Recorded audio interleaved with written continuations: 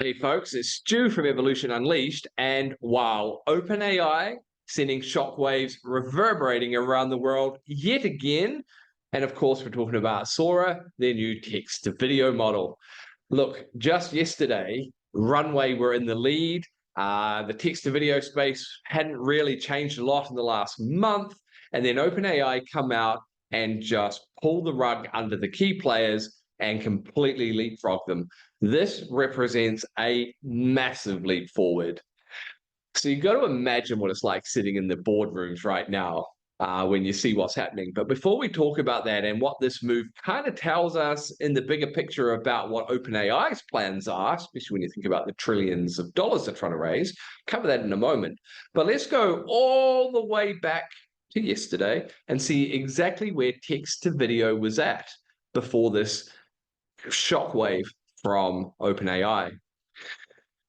So here is SORA. We'll come check that in a moment, but the first major player is Runway. And they're considered the leader, well, they were yesterday, in text to video generation. And look, I hope my computer's being nice and smooth. I've got some issues with my hardware, but you know, this is a pretty good video.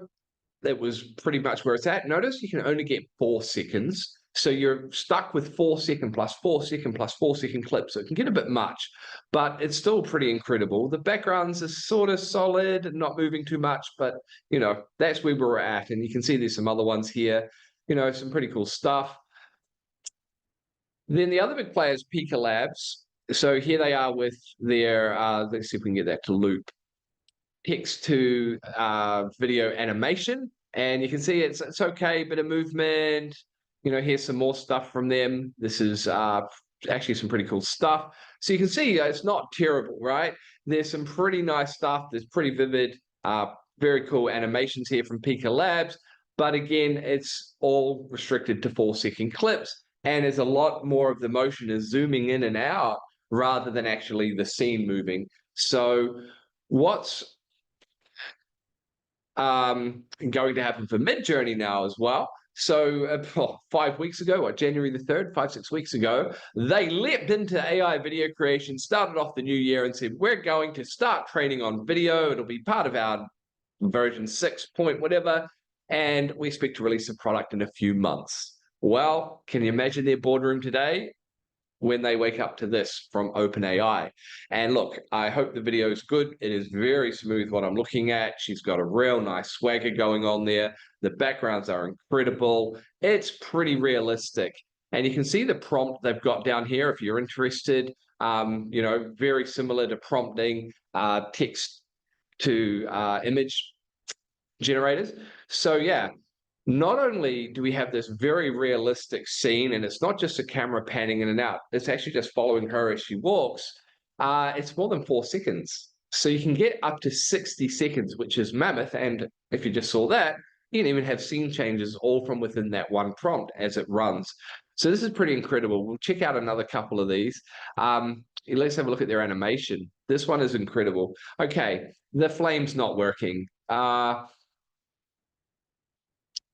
But look at the reflection in his eyes. Such amazing movement. Very, very cool. And then we check out, you know, this kind of scene. I mean, if you saw this, folks, you're not going to go, oh, wow, that's fake. It's AI generated.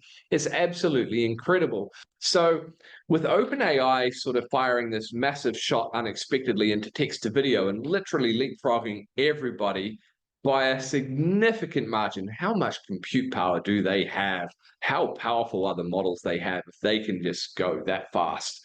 Anyway, what does it tell us about what OpenAI are doing? Well, it's pretty clear when they launched ChatGPT that they wanted to build a productivity tool that does everything.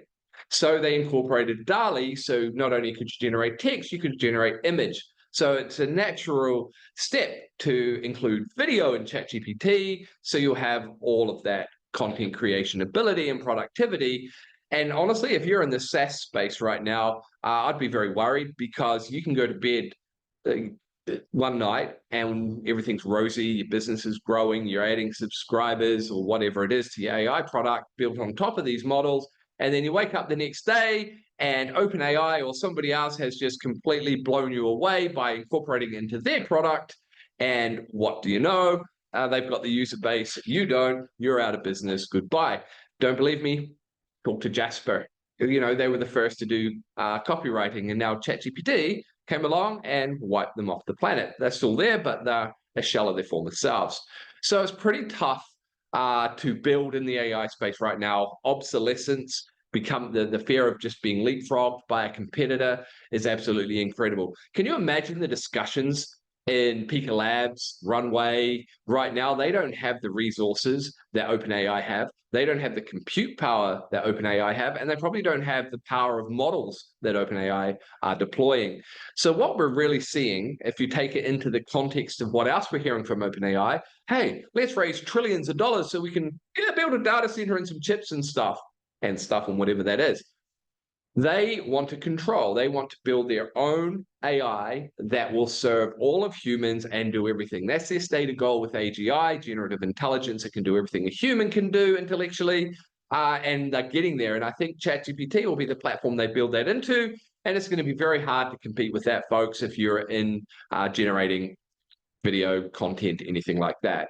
So OpenAI are really signaling they want to dominate AI, they want to be at the top of the pyramid, and they want to win the battle and dominate the world. And who's regulating OpenAI right now? Oh, nobody. So, you know, we are going headlong at very rapid pace, folks, into what is the unknown. We're going to have this explosion of content creation. These tools are already being used maliciously. You know, state actors being found to be creating troll farm material using Gemini, you know, and OpenAI, ChatGPT. You've got deep fakes, fake president calls saying don't vote, you know, and we're only at the very beginning of what is going to be an explosion, especially as the tools like text to video improve to the levels that OpenAI showed us today. Mind blowing. So folks, you know, I don't have the answers for what's coming, but I do know that to best be prepared, I want to make sure that I've got my eyes on AI, I can see where things are going, and I'm building in a way that sort of avoids the obsolescence that's going to hit so many people. So folks, look, we'll talk more about that in the next video. I just wanted to do a quick one today to finish out the week of daily videos and just sit back and take in what OpenAI are doing, what that represents in terms of the direction they're going. You know, they raised trillions of dollars to build their own AI, super AI data center, and then they put their AGI when they get there, or their GPT-5 or whatever the next model is, into this massive computer, and it's self-learning. Folks, OpenAI are winning the race, and people thought Google were catching up with Gemini. And, you know, yesterday, you might have forgotten already, but they announced 1 million context token limits for their new Pro 1.5. So they brought out Pro, then they built out Ultra, and then they turned it to Advanced, and now they've got Pro 1.5 that has the million context token limits. But of course, their naming conventions just make no sense to me. But anyway, they've been leapfrogged as well, because Sam Altman has said publicly that they are going to introduce 1 million token limits this year, likely in GPT-5. And with the way the rumor mill's going at the moment, sounds like GPT-5 isn't far away. When you've seen the rumor mill go like this before GPT-4, before 3.5, you know, you've seen similar kind of hype cycles. So I think we are heading into GPT-5, and who knows where that's going to take us, because I can tell you with what OpenAI are able to achieve, they must have something pretty powerful in the background. And because they don't have the safety limits on there, they're not, obviously we can't use it, but wouldn't it be amazing just to spend a day in their lab, play with their toys? But anyway, folks, that's the news today. Massive shifts in not just AI content generation, but in terms of what OpenAI are encapsulating and doing right before our eyes. Fascinating times we live in. Have a great weekend. We'll see you Monday with the next video.